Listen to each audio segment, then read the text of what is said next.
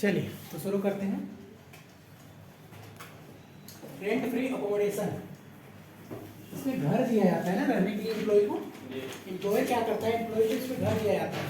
पहले क्या किया था, पहले घर के लिए पैसा दिया जाता था जिसको हम लोग बोलते थे हाउस रेंट अलावेंस। जिसके लिए कैश में दिया जाता है उसको अलावेंस बोलते हैं। और जिसमें अगर फैसिलिटी दे दिया जाए, मतलब कि जिसका जरूरत है आपको वही चीज़ दे दिया जाए, तो उसको हम लोग क्या बोलते हैं, फैसिलिटी बोलते हैं, परक्यूजिट बोलते हैं। ठीक है, सेम उसी के जैसा इसमें मिला है, घर मिल गया। घर ये पैसा नहीं मिला है, घर ही मिल गया। बात समझ में आया? जैसे आप लोग देखते हैं बड़ा बड़ा कोई भी अफसर को देख सकते हैं, उसको क्वार्टर मिलता है, फ्लाइट मिलता है ना। तो उन लोग को क्या हो, उसको टैक्सेबल नहीं करना चाहिए, एकदम करना चाहिए। सैलरी का पार्ट है भाई, सैलरी के कारण ही तो उसको मिला है ना वो चीज़। बात समझ में आ रहा है? ठीक, तो इसका प्रोविजन क्या है उसको देखते हैं। रेंट फ्री अकोमोडेशन जो घर मिलता है रहने के लिए, उसका प्रोविजन क्या है, ध्यान से देखिएगा, एक एक चीज को समझिएगा। ठीक है, बहुत इंपॉर्टेंट है। रेंट फ्री अकोमोडेशन, अगर मान के चलिए इसमें दो केस होते हैं, चाहे तो वो गवर्नमेंट का एम्प्लॉय होगा, मतलब सरकारी कर्मचारी होगा, और गवर्नमेंट एम्प्लॉय है ना, चाहे तो वो गवर्नमेंट एम्प्लॉय होगा या फिर क्या होगा, नॉन गवर्नमेंट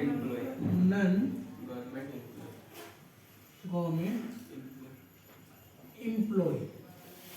अगर मान के चलिए वो गवर्नमेंट का एम्प्लॉय है, गवर्नमेंट मतलब सरकारी अधिकारी, सरकारी कर्मचारी है, तो उसका सिंपल इतना ही है ना, बस लाइसेंस फी देखना है, लाइसेंस फी देखना है, गुड मॉर्निंग, लाइसेंस फी देखना है बस, है ना, as per government rules. Government rules के हिसाब से जो भी रहेगा उसको ले लेंगे, उसको टैक्सेबल कर देंगे। बात समझ में आया ना? बात समझ में आ रहा है? ये एकदम इतना इजी है ना, बस यही देखना है, लाइसेंस भी देखना है, रहेगा तो टैक्सेबल कर देंगे, नहीं तो समझ में आया? सिंपल बोलेगा सरकारी अधिकारी, सरकारी कर्मचारी, रहेगा तब समझ में आया?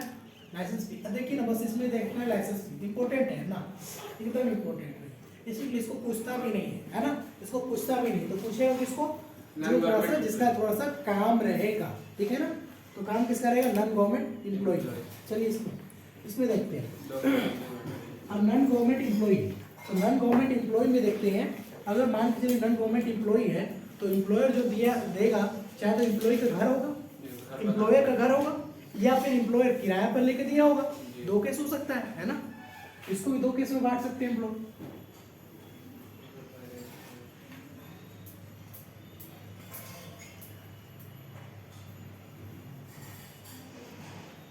owned by owner या employer और hired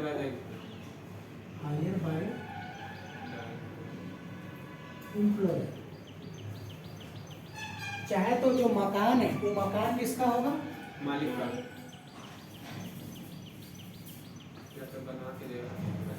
मालिक का होगा, है ना, मकान किसका होगा, मालिक का होगा, या फिर रेंट में लेके दिया किराया पर लेकर दिया होगा। हाँ समझ में आ रहा है? किराया पर लेकर दिया होगा, इधर ध्यान से समझिए सर, किराया पर लेकर दिया होगा, या फिर मकान किसका होगा, मालिक का होगा। अगर मकान मालिक का होगा, ओन्ड बाय एम्प्लॉयर होगा, तो क्या देखते हैं, पॉपुलेशन देखते हैं, पॉपुलेशन बेस्ड होता है। हाँ समझ में आ रहा है? पॉपुलेशन बेस्ड होता है। ठीक है, इसमें कैटेगरी नंबर 1 होता है। अगर मान के चलिए आप कितना तक, अप टू 10 लाख, 10 लाख तक पॉपुलेशन, अप टू 10 लाख तक पॉपुलेशन है ना, तो इसमें देखेंगे 7.5% ऑफ सैलरी। समझ में आ रहा है ना, 7.5% ऑफ सैलरी देखेंगे।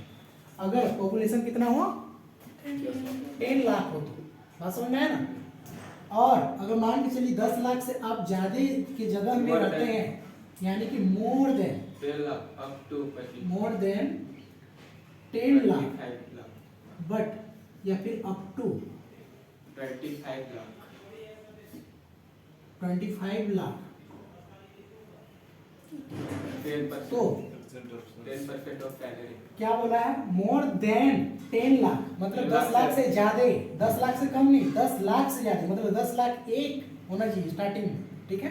10 लाख एक से ज्यादा, मतलब 25 लाख से कम। 25 लाख तक अगर है तो कितना परसेंट सैलरी लेंगे?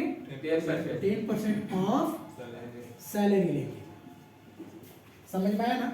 कोई दिक्कत इसमें नहीं ना?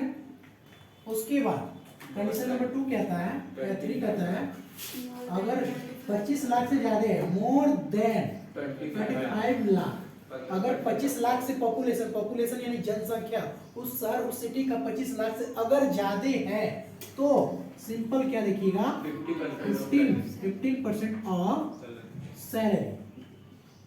समझ में आया? कोई दिक्कत नहीं है। किसके केस में देखेंगे? मालिक। On by employer. घर किसका हो? मालिक का। मालिक का हो तो क्या देखेंगे?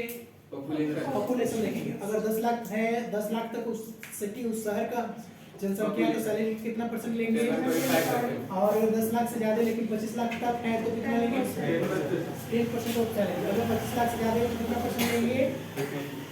कितना परसेंट लेंगे? 15%। इसमें देखिए, इसमें एक चीज है, इसमें देखिए ना क्या लिखा है? Salary salary salary. सैलरी का मीनिंग क्या है? तो इसका मीनिंग होता है, वो हम लोग 1 मिनट बाद सीखेंगे, ठीक है? समझ में आ रहा है सर आपको? ठीक है ना? ठीक है। अगर ये घर किसका हो? मालिक का हो। मालिक का हो तो देखेंगे इसमें, ठीक है?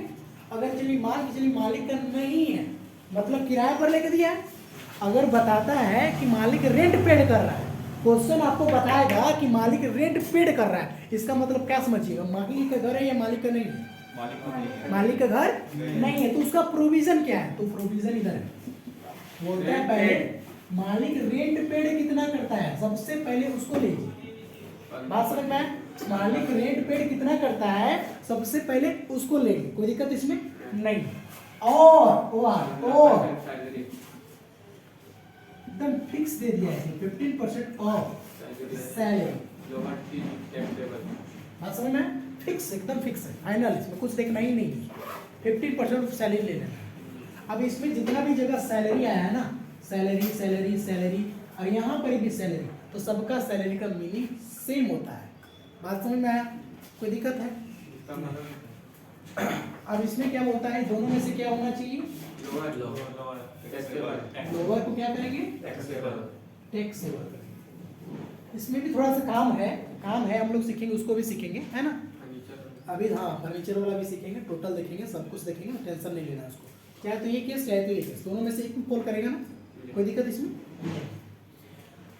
अब सब जगह सैलरी का मीनिंग बोल रहा है, देखिए ना, सैलरी सैलरी सैलरी बोल रहा है, तो सैलरी के कुछ तो मतलब होगा, मानी मतलब है, कुछ तो होगा ना, तो सैलरी का मीनिंग समझते हैं। मीनिंग ऑफ सैलरी, सबसे पहले क्या होगा? बेसिक सब में रहता है ना, प्लस ऐसा किसका था, हम जिससे पूछेंगे उसी का, ऐसा कौन सा प्रोविजन था जिसमें बस बेसिक था टैक्सेबल, बेसिक बस ले आप नहीं बताएंगे, ठीक है? हम जिससे पूछेंगे वही बताएंगे, आप बताइए सर। हाँ, कौन अलाउंस? बहुत अच्छा, बहुत बढ़िया, बहुत बढ़िया। एंटरटेनमेंट अलाउंस में बस क्या था? बस बेसिक था। बहुत अच्छा, आपका प्रोसेस ठीक ठाक है ना? बस उसका था। आप तो फिर नहीं बता पाएंगे, आपको लगता है ऐसा कि आप सेट जी सर बोलते, देखिए पहले ही बोल दिया, पूछिए नहीं यार, जी सर बोलते। चलिए HRA का सैलरी का मीनिंग बताइए।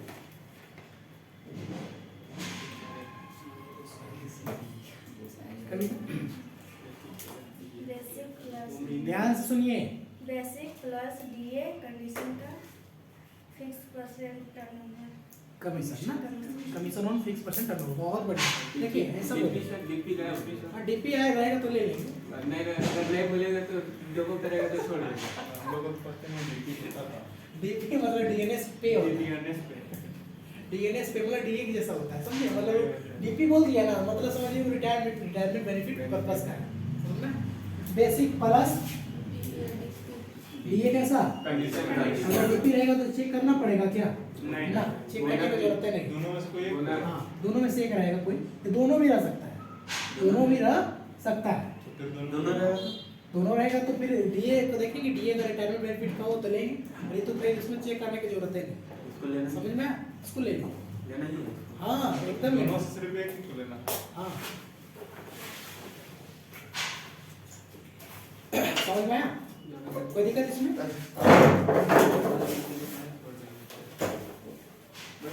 कोई दिक्कत नहीं ना इसमें?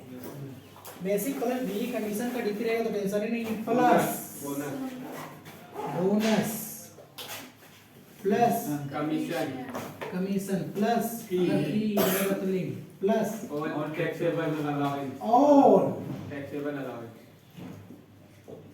टैक्सेबल अलाउंस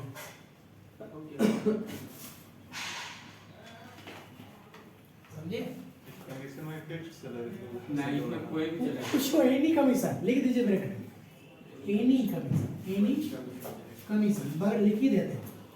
एनी कमीशन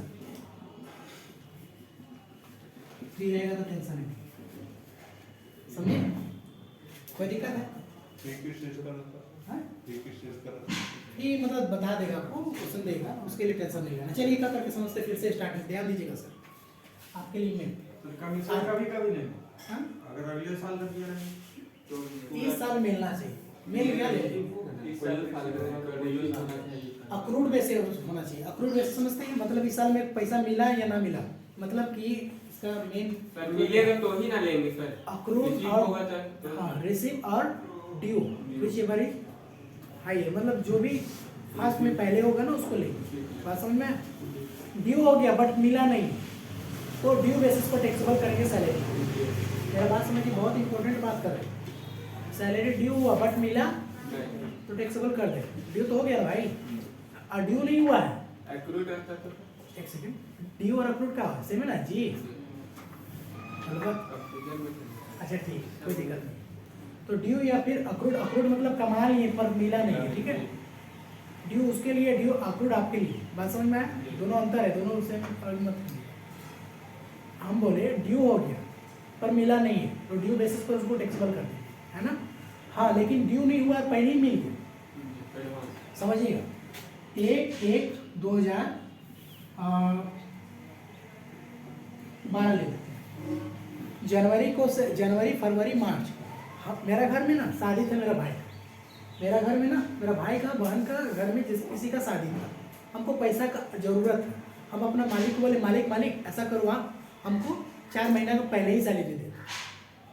मालिक ऐसा करो आप 4 महीना पहले ही सैलरी दे दो। क्या ड्यू हुआ था सैलरी? काम करेंगे तब ना ड्यू होगा, काम करेंगे तब ना ड्यू होगा। पहले ही मिल गया तो ड्यू और रिसीव दोनों में से कुछ एवरेज हायर, मतलब कि जितना भी जल्दी जो होगा ना ड्यू और हायर, ड्यू और रिसीव दोनों में से जो विच एवरेज अर्लियर, मतलब दोनों में से जो पहले मिलेगा ना, जो पहले होगा उसी बेसिस पर टैक्सेबल करें। फिर से एक बार, ड्यू या फिर रिसीव विच एवरेज अर्लियर मतलब जो पहले रिसीव होगा या फिर जो पहले होगा वही बेसिस पर हम लोग टैक्सेबल करते हैं, ठीक है? इतना नॉलेज इम्पोर्टेंट नहीं है लेकिन फिर अपना नॉलेज के लिए बता, ठीक है? समझ में आया? रेंट फ्री अकोमोडेशन, चाहे तो सरकारी कर्मचारी होगा या सरकारी कर्मचारी नहीं होगा, चाहे तो सरकारी होगा चाहे तो सरकारी नहीं होगा। अगर मान के चलिए वो बंदा जो उसके बारे में हम लोग बात कर रहे हैं वो सरकारी कर्मचारी है तो क्या देखेंगे? लाइसेंस फी। किसके हिसाब से? As per government rules. बात समझ में आया? गवर्नमेंट रूल्स के हिसाब से लाइसेंस फी देख लेंगे, वही बेसिस पर टैक्स होगा। अगर मान के चलिए वो बंदा जिसका बारे में हम लोग बात कर रहे हैं अगर वो सरकारी कर्मचारी नहीं है, बोलता कोई कंपनी में काम कर रहा है तो सरकारी होगा? नहीं। रिलायंस लिमिटेड में काम कर रहा है सरकारी है, विप्रो लिमिटेड में काम कर रहा है सैलरी, BSNL में काम कर रहा है सरकारी है? BSNL सरकारी नहीं बोलता सरकारी है, ठीक है? तब तो फिर यहाँ आ जाएगा, है ना? लेकिन ऐसा कोई कंपनी का नाम ले जिसका बारे में आप नहीं जानते हैं तो उसको क्या ट्रीट कीजिएगा? समझ में आया? है ना? अगर मान के चलिए नॉन गवर्नमेंट एम्प्लॉय है तो उसको देखेंगे माल घर किसका है, मालिक का है कि किराया पर लेके दिया है। अगर मान के चलिए मकान मालिक का है, मकान किसका है?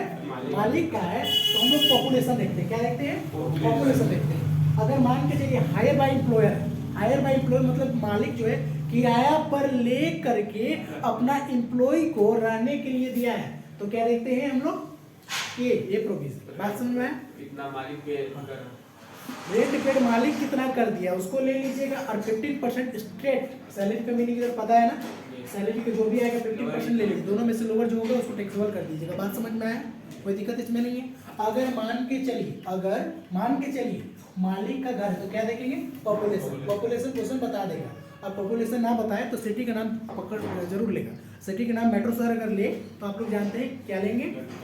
15% ऑफ सैलरी। बात समझ में आया? मतलब मोर देन 25 लाख उस सिटी में पॉपुलेशन हो। समझ में? मेट्रो शहर का नाम ले। मेट्रो शहर कौन कौन है सुशांत? चेन्नई, कलकत्ता, मद्रास, दिल्ली और मुंबई। दिल्ली, मुंबई, दिल्ली, मुंबई, कोलकाता, चेन्नई, मद्रास, कलकत्ता कोलकाता, कोलकाता। दिल्ली, मुंबई, चेन्नई, कोलकाता, मद्रास। 4 होता तो 5 बना। हाँ, 4 लोग 5 बनाते हैं। चेन्नई, मद्रास। चेन्नई, मद्रास एक ही है, इसीलिए 5 बन जाता है हम लोग का, समझे? चलिए, अप टू अगर 10 लाख तक पॉपुलेशन है, बात नहीं सर, अगर 10 लाख तक पॉपुलेशन है तो 7.5% सैलरी कर लेंगे। अगर 10 लाख से ज़्यादा है पॉपुलेशन ना, लेकिन 25 लाख तक है तो सैलरी कितना परसेंट लेंगे? 8%। और 25 लाख से ज़्यादा है तो कितना परसेंट ले लेंगे? 50%। समझ में सबको आया ना? किसी को दिक्कत है का? इधर सर है का दिक्कत? आप ही को बोल रहे हैं? नहीं ना है? नहीं। ठीक है। अच्छा, सैलरी का मीनिंग क्या होता है? मतलब टोटल सबको ले लेना है, फैसिलिटी लेके लिए है इसमें, बोला फैसिलिटी लेनी है नहीं, फैसिलिटी छोड़ के सबको ले लीजिएगा, समझ में? एक्सपेंस भी नहीं है। फैसिलिटी नहीं लेना है, फैसिलिटी छोड़ के सबको ले लेना है। जितना भी आप सैलरी हम बताएंगे क्वेश्चन बनाने के समय कैसे बनाना है उसको। बेसिक डीए कंडीशन का डीपी बोनस का एनी कमीशन कैसा कमीशन? एनी कमीशन, और फ्री है तो टेंशन ही नहीं है, ठीक है। उसके बाद बोला ऑल टैक्सेबल अलाउंस सबको ले लेना है, समझ में आया? ऑल टैक्सेबल अलाउंस से मतलब ऑल टैक्सेबल अलाउंस मतलब कि एचआरए का कैलकुलेशन करके जो टैक्सेबल होता है उसको लेना है। चिल्ड्रन एजुकेशन अलाउंस में जो टैक्सेबल होगा उसको लेंगे, हॉस्टल अलाउंस में जो टैक्सेबल होगा उसको लेंगे, समझ में आया?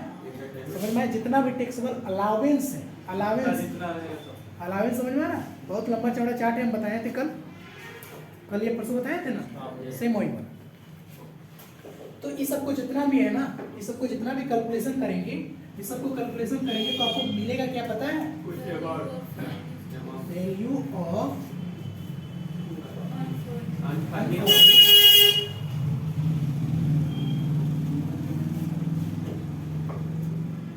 Unfurnished house. बात समझ में आया? वैल्यू ऑफ अनफर्निश्ड हाउस मिलेगा, मतलब कि बिना साजा सजाया घर, असुसज्जित मकान। बात समझ में आया? आपको घर ही बस दे सकता है मालिक? नहीं, टीवी, सोफा दे सकता है, टीवी दे सकता है, फ्रिज दे सकता है, मतलब ये सब क्या है? फैसिलिटी ना है।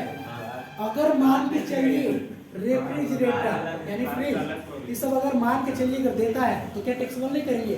सर आपको इनडायरेक्ट क्या पहुंचा रहा है? फैसिलिटी यानी फायदा पहुंचा रहा है ना, तो सबको टैक्सेबल करेंगे कि नहीं करेंगे?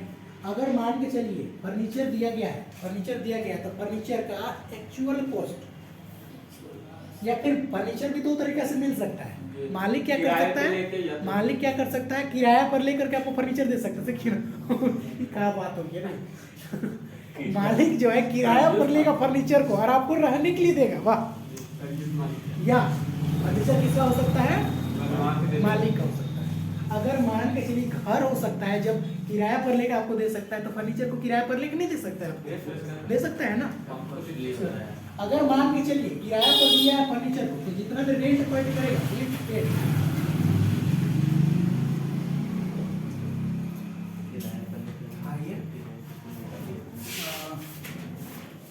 करेगा रेंट पे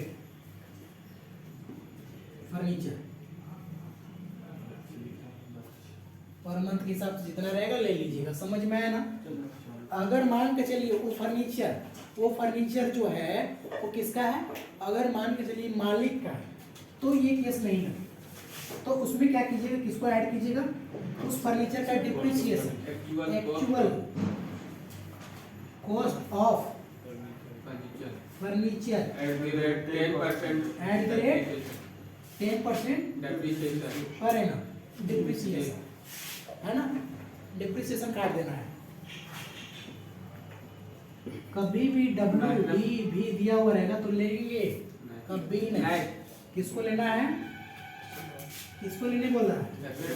Actual cost.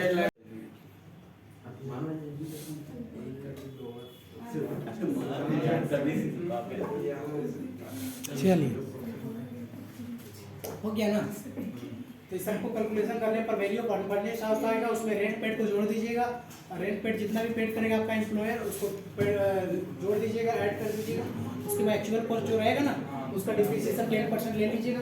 उसके बाद जो अमाउंट रिसीव होगा एम्प्लॉय के द्वारा रिसीव करेगा एम्प्लॉयर उसको आप लेस कर दीजिएगा। बाकी जो आएगा वैल्यू ऑफ फर्निश्ड हाउस बोल दीजिएगा, उसको टैक्सेबल कर दीजिएगा, है ना। बस हाँ। क्वेश्चन नंबर 3 का 5 है ना। दो कमलों का आरकेजेन है। क्वेश्चन नंबर 3 का 5 क्वेश्चन पढ़े, ध्यान दीजिएगा। चलिए क्या लिखा है देखिए। वेतन 54,000 रुपये प्रति माह जयपुर जनसंख्या कितना है? 60 लाख, समझ रहे हैं। सुसज्जित मकान जिसका सुविधा फर्नीचर मूल लागत का 1,20,000 का है। फर्नीचर बता रहा है 1,20,000 का है। फर्नीचर कब से मिला है? 1 जुलाई 2020 से उपलब्ध कराया गया है, मतलब इसमें काम है, ठीक है। नियोक्ता ने मकान का किराया 22,000 रुपये प्रति माह चुकाया, मतलब घर किसका है भाई साहब? एम्प्लॉयर का ना। किराया मिलेगा। अरे भैया